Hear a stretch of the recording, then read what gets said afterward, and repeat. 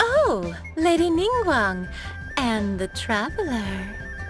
You already know each other?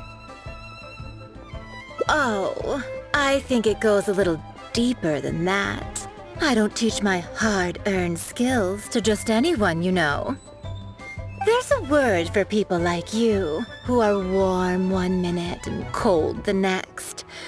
Fickle. You seem to be in a good mood today.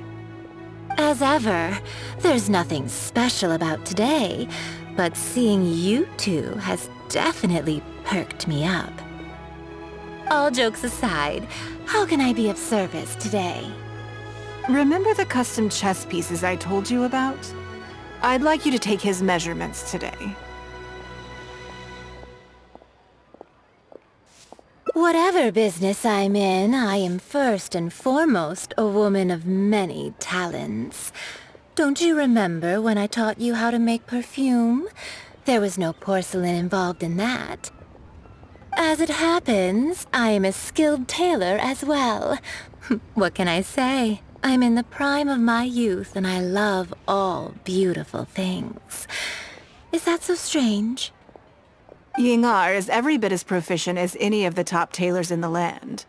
I've availed myself of her services many times before.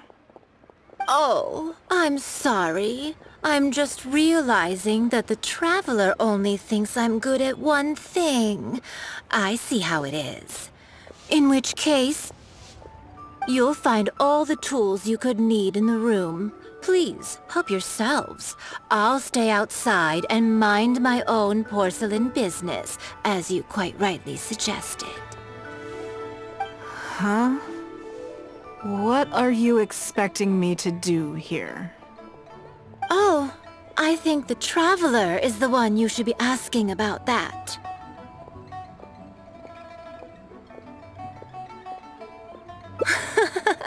I'm kidding. It's hard not to tease when you're both so well matched. Come on then, step inside and I'll examine your body from tip to toe.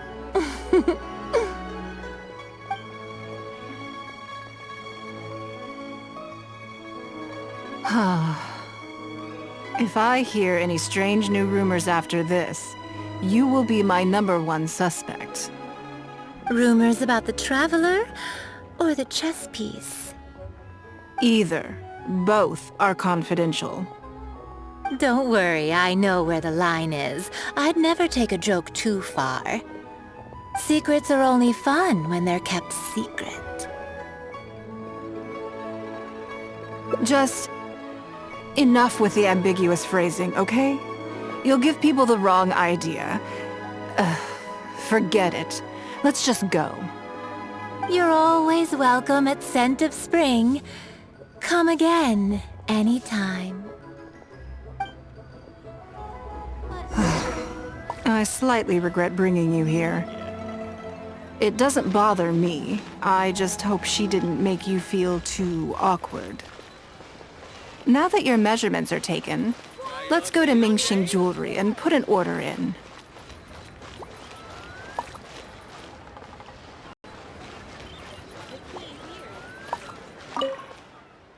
Hello, Lady Ningguang. What can I do for you today? That chess piece I told you about? We can start work now. I have the Traveler's measurements here.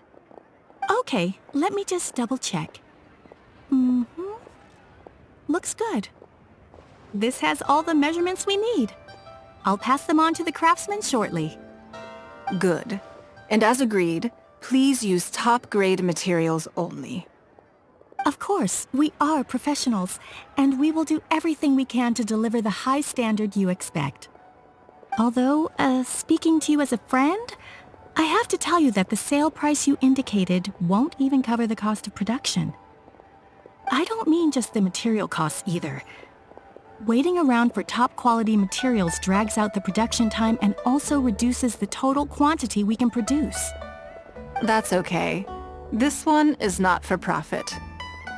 With every previous set, there's always been some degree of commercial or marketing considerations to bear in mind, but this one serves more of a commemorative purpose. To that point, as you know, the prototype of the Jade Chamber chess piece has been in the works for a long time, but I haven't once followed up on the progress. Yes, and just like your piece, the Jade Chamber piece will be scaled for the game.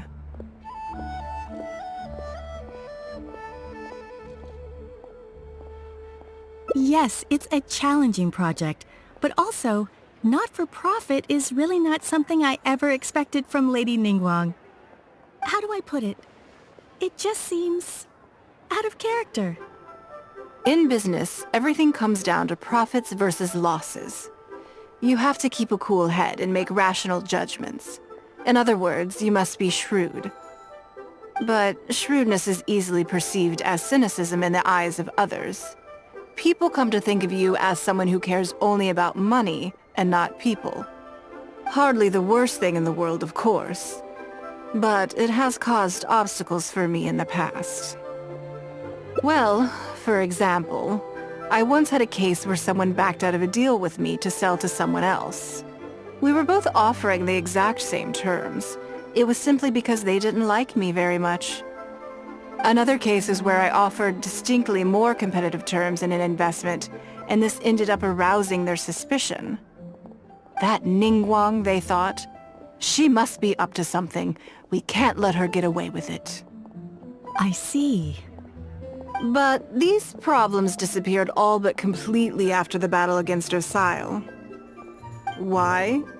Because the whole of Liyue witnessed me destroying my Jade Chamber. At least, that's the most reasonable explanation I could think of. Oh, I get it. You're saying that back when you sacrificed the Jade Chamber, you gained everyone's respect in return. You're not seeking to make a profit from these chess pieces because what you're commemorating is your personal contribution to Liyue Harbor.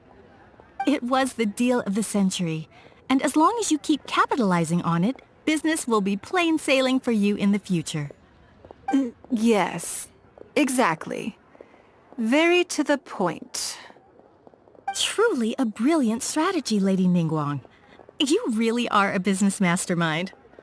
Now I understand why this set needs to be so perfect and why it's okay that it doesn't turn a profit. It will be a lot of work, and I'm most grateful to you. Make sure the Traveler's piece is exactly how he wants it. We can't go letting him down. Don't you worry. We'll put our all into it. Well, that's that then. Let's head back to the Jade Chamber. There's something I want to discuss with you. The Adventurers Yo.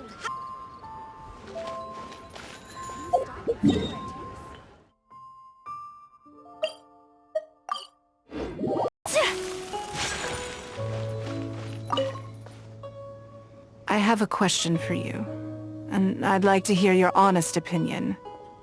And I, in turn, will tell you how I really think. When we were at Mingxing Jewelry, I admitted that my decision to sacrifice the Jade Chamber was a calculated one. I had already considered what I stood to lose and to gain. When you heard that, did it make you think that maybe I really was a cynical profit chaser after all?